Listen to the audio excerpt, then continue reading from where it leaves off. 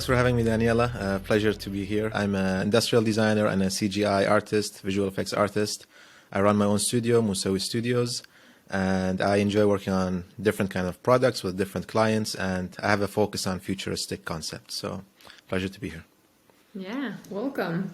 Nice. Well, there's so much to unpack in this hour that we're going to be talking. So, I think one of the interesting things that come out when someone thinks about you, Hussain, is that you're so many things. You know, you mentioned you're an industrial designer, but then you're also a CGI artist. Like that usually is not, like it's not a mix that you see so often. Like how did that actually happen? Like did you started more as an industrial designer and then fell in love with CGI and started going more into that route?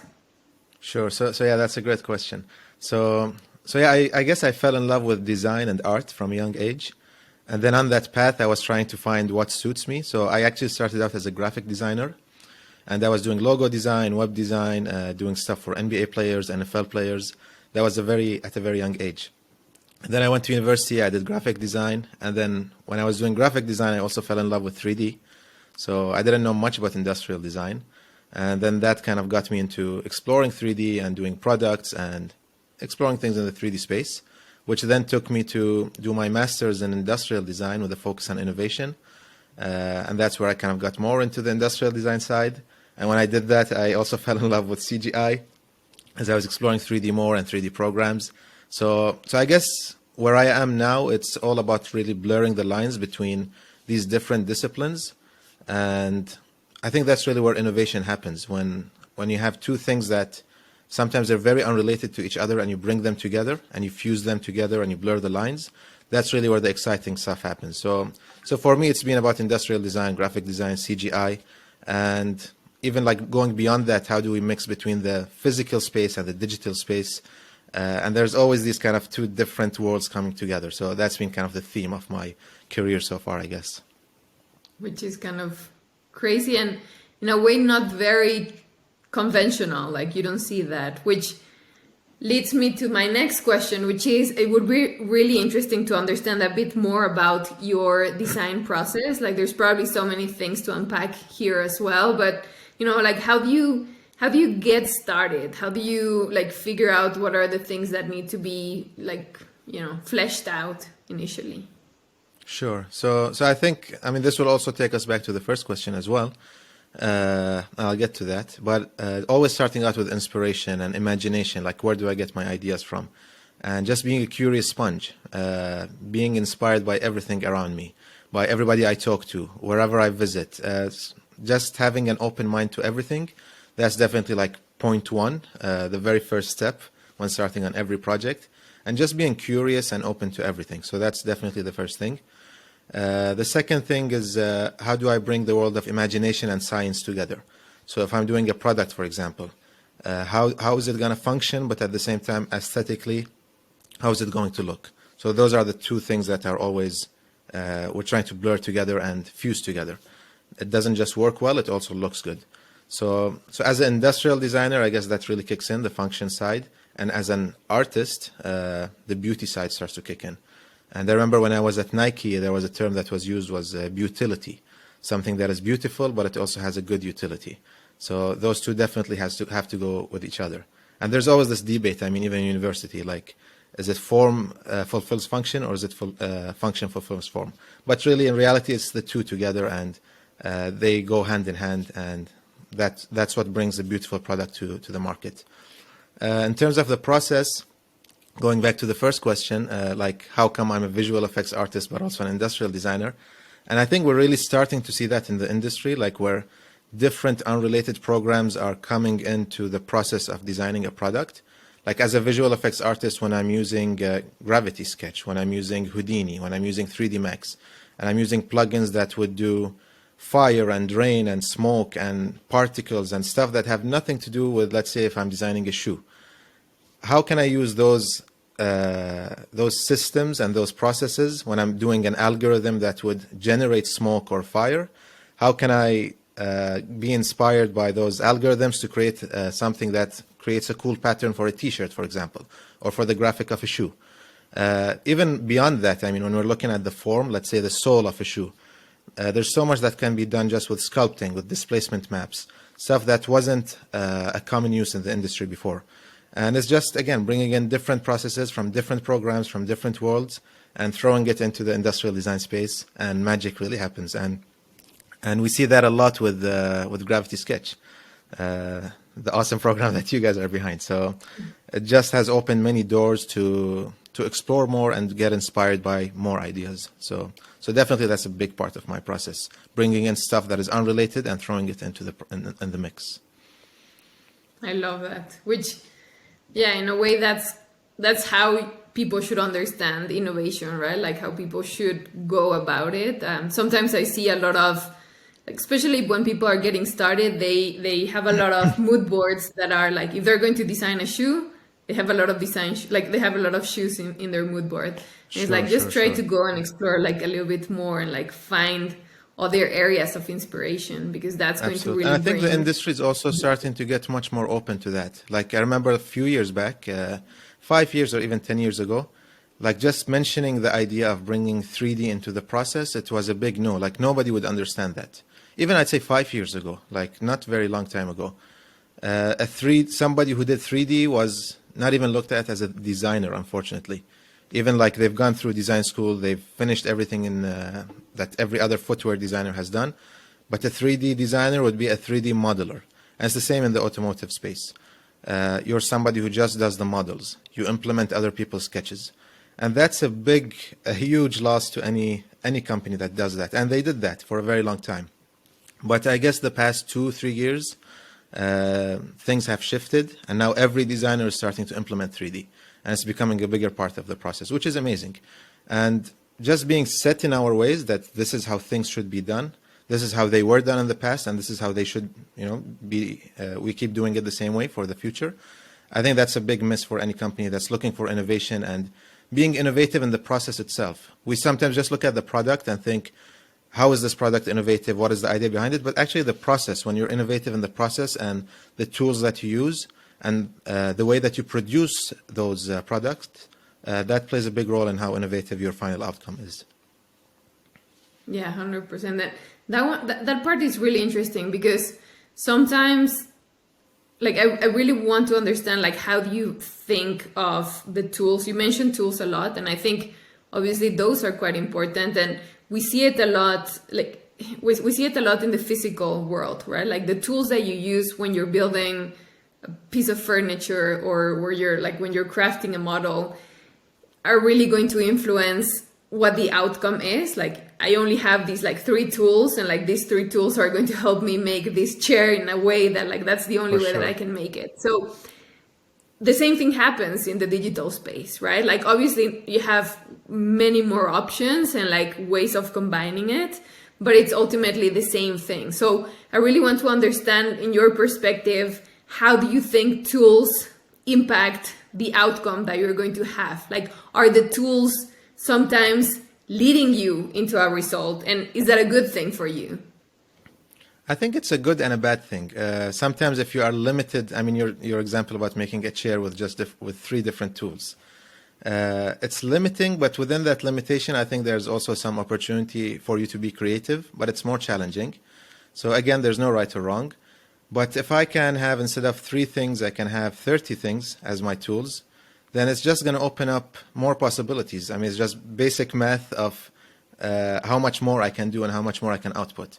So for example, for me, when I'm doing, let's say, a shoe, and let's say I tap into one of my 3D programs, Houdini, for example.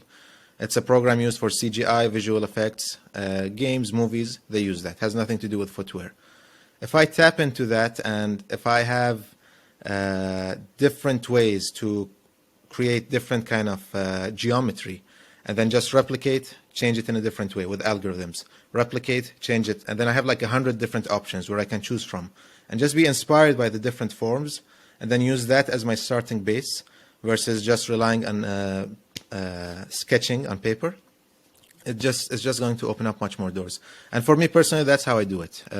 I like to sketch just a bit, take some of my ideas based on my inspirations into 3D, and then just start to model something, replicate, change it, replicate, change it, replicate. And it's just like with a push of a button, I can have, instead of one shoe, I can have 2 shoes, 3 shoes. Imagine the time it would take to sketch and the accuracy.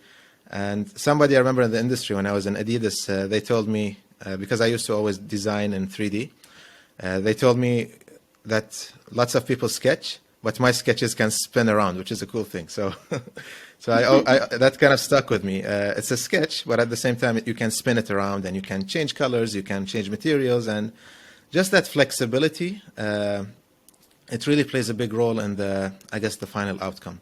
And I'll add one thing, like even just talking about the process, the less friction you have as a designer and you want to be in your flow state and you want to just keep going and not think about anything that's interrupting you, having access to these programs is just something that keeps pushing you and keeps allowing you to be as creative as possible by not worrying about any interruptions or friction in the process. So that's definitely a huge thing when you tap into more programs. It doesn't have to be 3D. I mean, it can be anything else, but for me at least, it's definitely 3D.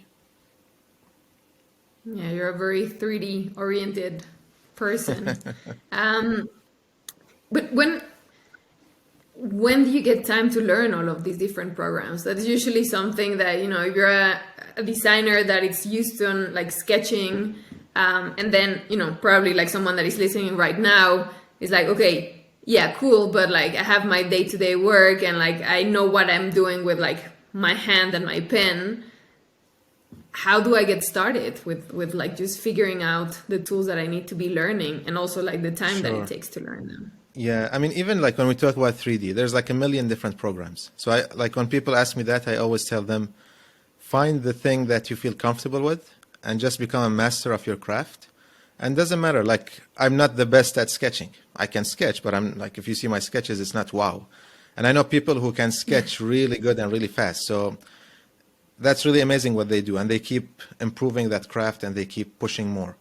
But adding more, like, let's say if I'm just a 3D designer and I don't know how to sketch at all. If I can learn how to sketch a bit and try to improve that, it's going to work the other way around. I mean, it's the same thing. It's gonna improve my process. And now I have another extra thing to add to the mix. And to your point, if somebody is already a master of one thing and they don't have the time to excel in that new field or that new program or tool that they want to learn, it's all about baby steps. Just getting into it, feeling comfortable with it, doing one thing. Maybe today I do a cube, tomorrow I do a sphere, tomorrow I stick the two together. And it's just an evolution of learning and constant learning. And that's the only way that you can grow. And yeah, I mean, there's so much that you can do and there's so much that you can learn. But again, it's how bad do you want it? And how much do you want to learn, actually? So we're all busy. Lots of people have 9-to-5 jobs and they want to come home and just relax. That's amazing. But if you really want to push it and you really want it and you want to improve, then that's not an excuse to say that you're tired or to say that there's no time. You can always make time. Even within your day job, you can make time to learn something new. And try experimenting, and maybe it won't work, but like always. Exactly. I mean, just talking about sketching, like when I was in Adidas, there were amazing people who would sketch. And for me, in my 9-to-5 job, I would try to learn as much as possible from them, whether it was rendering with markers, whether it was just sketching on paper. And I learned so many cool techniques from very, very talented people. And again, that was something that I got from my 9-to-5 job. I was able to do my 3D, and when I came home, I was able to keep sketching or doing my 3D. But it's just that passion, being super passionate about what you do and dedicating it's a lifestyle, really. I never think about my job as a 9-to-5 job. I work 24 hours, and I'm sure you're the same.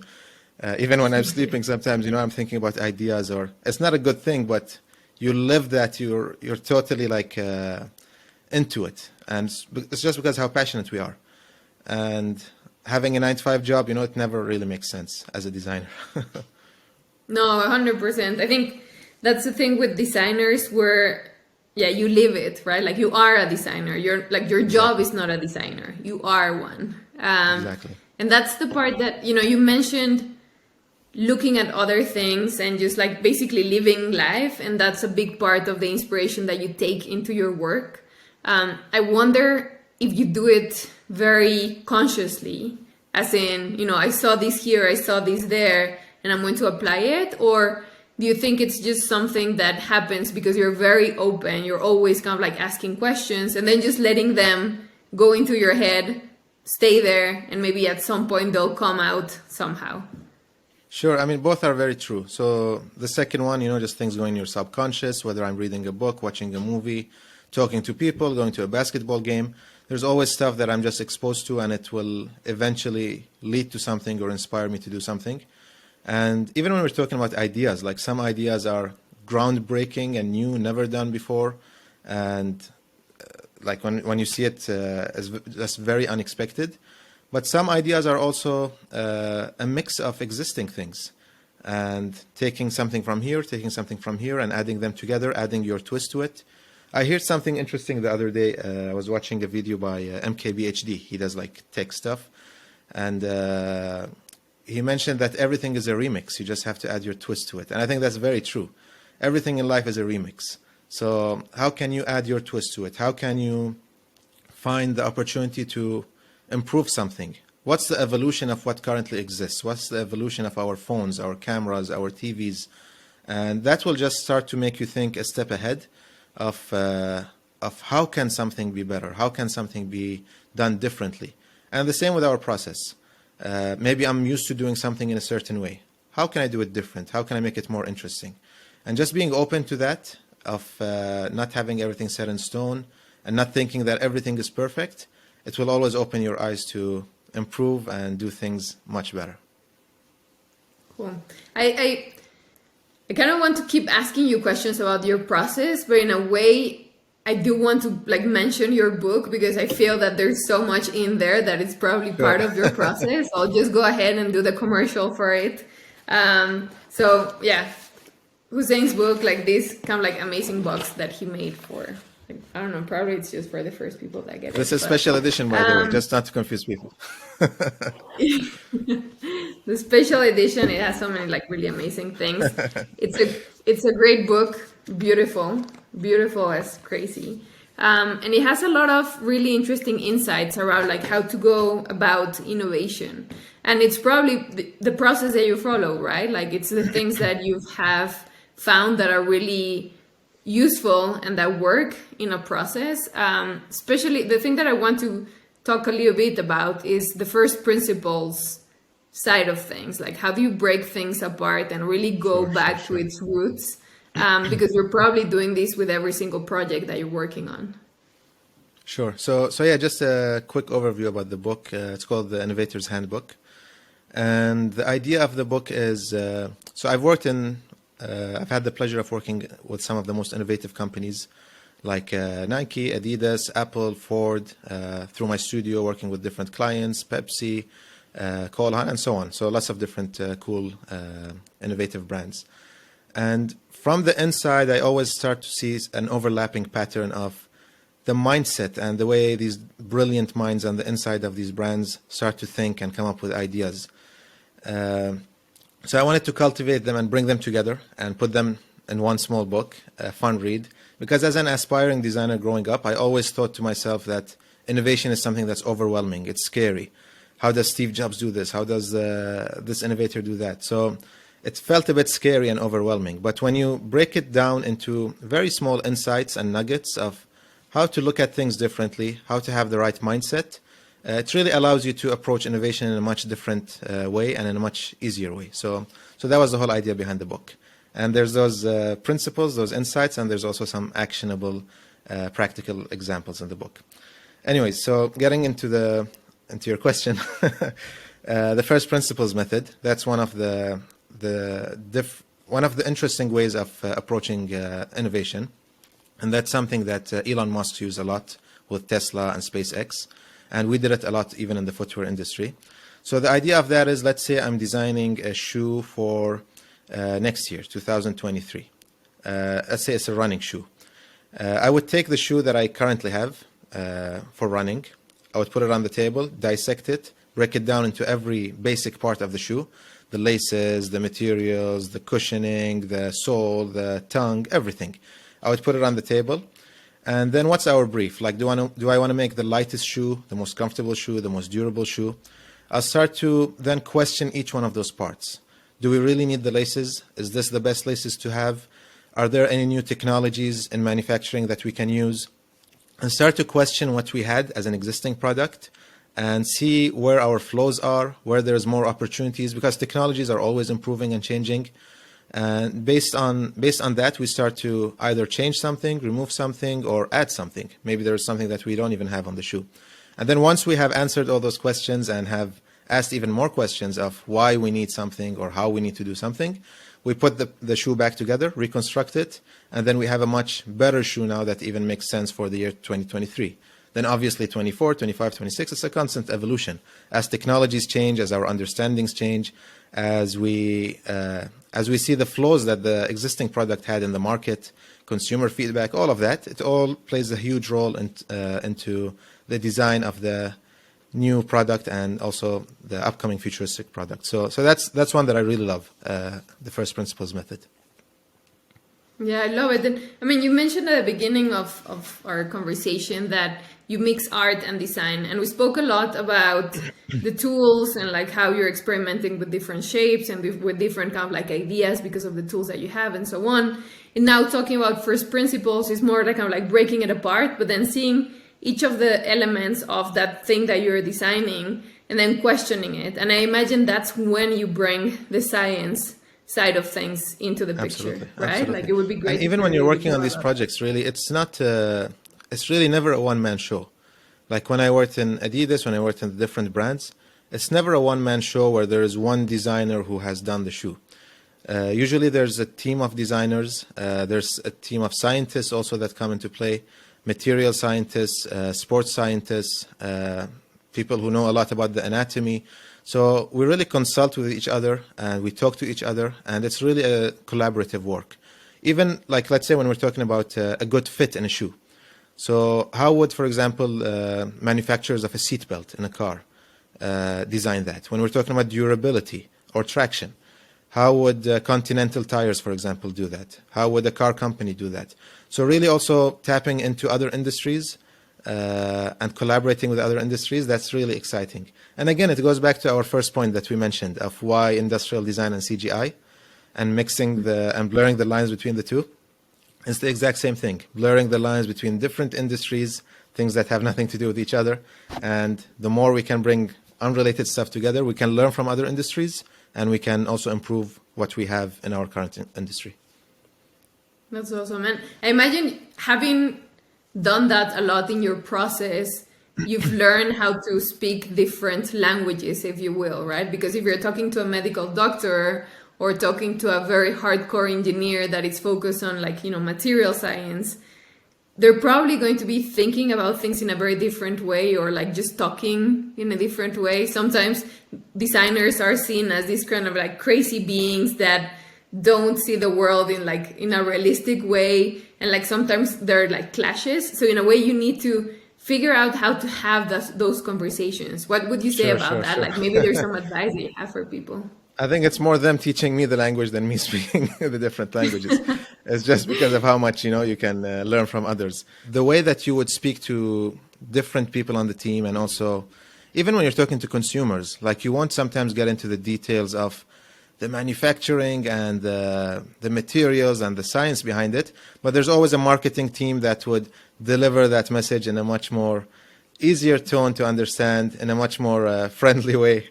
So that's definitely a thing, like just the different fields when they come together. There's different ways of communicating, absolutely.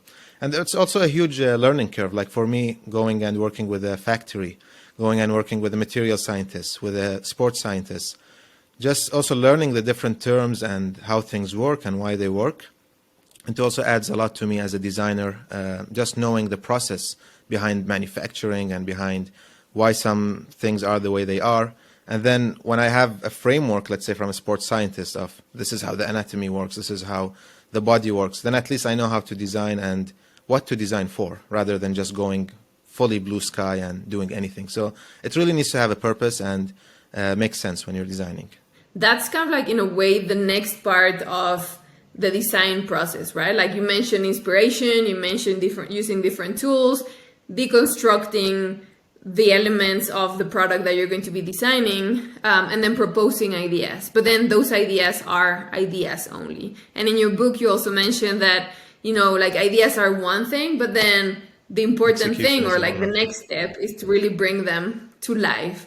And there's two questions that I have here. So like one is, you mentioned that it's always really important to keep in mind that this is going to be an object that is going to be used by people. So you always have to have this idea that, it's going to become real. I wonder, at which point do you start thinking like that? Or do you think about it from the very beginning? The reason I'm asking is because maybe if you think too much about that at the beginning, it might block you from just going a bit too crazy. And you might want to go like really crazy and really extreme and then start to tone it down so that it becomes an object. But it will really be interesting to hear about that. No, and then my second question is like, how do you, which is kind of connected, like how do you go from that concept into just making it a reality in a way? Sure. No, that's a great question. So a lot of the companies, including the ones that I have worked with, usually when you're talking about innovation, there's different teams. So one team looks at things, for example, 10 years out. Another team looks at things 3 to 4 years out. And then there's like an inline team that looks at things 1 to 2 years out. That goes right to market. So definitely, like on the projects that I have worked on and been involved with some of the big brands, always when we start, think blue sky, think crazy. There's no right or wrong, no restrictions. Because the moment you put those restrictions and limitations of this is possible, this is not possible, you'll probably end up in the same place you are at the moment, which isn't a very good place if you're trying to improve and innovate. So always think blue sky. Always think like, what would a shoe look like in the year 2100? A question like that just opens up your mind to be able to do anything. Maybe it's a flying shoe. Maybe it's a shoe that makes you walk upside down. I don't know. It could be as crazy as possible. And then you start to, after the process, after you like the ideas, after you like the designs, after you like the sketches, you start to look at reality. Okay, now we're in year 2022. What makes sense for year 2020? What is possible to actually manufacture in this year? What are our limitations? Then we start to kind of bring the reality of where we are now and the future of where we want to be. And we start to merge them together, and we'll probably have something that is much more innovative and better than where we are today. Just during this process of like understanding, okay, maybe it's a flying shoe. Maybe in year 2022, we can't do a flying shoe, but what can we do to make it fly? It's going to allow me to ask much more interesting questions that will allow me to innovate throughout the process. I'll also mention, like when I was in the industry, we did some cool workshops, and I also do these workshops like when I'm doing talks and such. Basically, I'd go to a dollar store or Home Depot or any DIY store, buy very random stuff, like stuff that has nothing to do with each other. Buy ping pong balls, tennis balls, kids' toys, tape, glue, I don't know, whatever I can get, I'll just buy it, and then put them on the table. And then we'd say like, okay, we want to design a shoe that is super comfortable. And we did this actually in Adidas. We want to design a shoe that is super comfortable. And then we'll take all these random stuff that are on the table and we'll just go crazy. And you'll find some really, really funny and exciting ideas as an outcome. Because there's no right or wrong. People are just being super creative. It's all about creativity. Nothing to do with, is it possible or not? We're not validating anything at this point. And then when we have these super crazy, extreme ideas, futuristic ideas, then we start to, again, look at them, question them. Does it make sense? How can we make this a reality? And I've seen some very interesting innovations happen throughout this process. Even like in 2016, Nike did the same thing in Saloni in Milan, the Design Week. So even if you just Google it, Nike did the show where they exhibited different uppers with very random toolings, outsoles of shoes, like made out of hair clips, made out of ping pong balls, made out of pens, made out of different things that you wouldn't expect. But when you see them, you get a different feeling from each. One is soft, one is spiky, one is sharp, one is, So just, going crazy with ideas and then toning it down and bring it back to reality. That's always an interesting process. Yeah, and I guess there isn't a right or wrong either at which point you start bringing it to reality, right? Really depends on the timeline. Sometimes you have a flexible timeline. Sometimes it's a pretty tight timeline. So you just try to play around the times that you set for yourself, because timelines are a huge, it's the most important thing, because if we're talking about execution and not just ideas that remain ideas that go nowhere, you really need a strict timeline with a very clear path towards developing that idea, bringing it to market, testing it, and see how people react, and then improving and evolving it. So it's very good to have that vision of execution, definitely. Otherwise, an idea is just an idea. In a creative process, you do need those timelines, because otherwise you can just keep going and going and going. It's never going to end, right? Like, you're always going to be thinking about something new and making it better. Absolutely, absolutely, absolutely. And it's the same with the university projects. You know, students, when they do some projects, they're always trying to improve it until the last second. But a deadline is a deadline. That's the only thing that brings a project to an end, is a deadline, really. Otherwise, you can always improve it. Yeah, yeah. Which is like, it's funny because now, being in the tech world, being a designer, I'm always kind of like driven by deadlines. It's kind of like my thing. But then when you start working with other people, especially, you know, some of the engineers and so on, they don't like deadlines. They work like in a very different way. So I'm like, wow, it's such a crazy thing to see how we, like, as designers, need to have this kind of like stop. It's like break. Yeah. Ideas are stopping. You mentioned, Hussein, you mentioned teams a lot. You mentioned there's a process. You mentioned there's like different people in the team. And in your book as well, you mentioned kind of like having people that are usually the ones that are pushing for innovation, and you have some others that are less pushing for innovation, but are also necessary as part of the process, right? And so it would be really great to hear a little bit more about like how you think about teams, and like even what's your ideal team, you know, for working on a project that it's truly going to be, you know, game changing. Sure. So I think there's two parts to your question there from the book. So one is just to have the mentality and a mindset that not every innovation is something that is, you don't need to reinvent the wheel every time. And sometimes you can have a leader's mindset where you can go out there and try something extremely new, never done before, and, you know, have that courage to put something very new on the table and decide or think what is the next big solution for people to have, like whether it was like the iPhone, or, you know, like when Steve Jobs introduced different products, he showed people what they needed to have. So that's like being a leader. And sometimes to be innovative, you can also have a follower's mindset, seeing what exists in the market and using those ideas as a springboard to take it to 2.0, 3.0, 4.0, and improving that. And in the industry, you always see that. Like, there's people who are designing something totally new, whether it's as a company or even within a small team. Or there's people who are seeing like what are the existing trends, what's cool, and how can we improve it. And both are right. There's no right or wrong. In terms of teams, a huge aspect of it to innovate is definitely diversity and collaboration. So in putting teams together, and the teams that I've worked on, and now that I have my own studio and I put some teams together on different projects, diversity in terms of how different the team is, like in terms of, let's say, language, race, expertise, background. Are they married? Are they single? The more diverse your team is, the more innovation you can have. And the idea behind that is that people come with different perspectives. Maybe it's people from different parts of the world.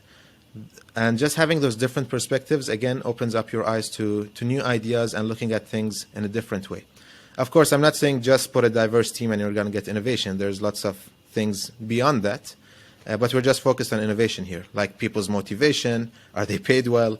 Are they getting to their goals and their careers? There's lots of different other aspects to keep them motivated and excited about the job. But as a team, when it is very diverse and they start to collaborate with each other and bounce ideas off each other, usually you'll find a vision to go from point A to B, but you land on point C. And that's really where innovation happens. And that flexibility of moving left and right, that usually it just pushes you forward to come up with cool ideas. And I've seen that in lots of different companies. A great book on that is called The Medici Effect by Franz Johansson. I highly recommend it. And he talks a lot about diversity and being different, and again, bringing in different ideas. Again, takes us back to the first point that you mentioned of why different things like industrial design and CGI, bringing them together. And I think it's the exact same thing here. Bring the more diversity we have in terms of people, in terms of expertise, in terms of mindsets, it's just going to allow us to come up with more exciting ideas that we never thought of as individuals. So, you know, what you were saying about like being always really open to like new ideas, talking to people, learning new things. You're doing the same thing, but only like multiplying it by everyone that it's in the sure. in the And it's all about perspectives, really. I mean, I worked on a project once for a big tech brand, and we were doing like a CGI piece made out of like it's a rain and there's like calming music.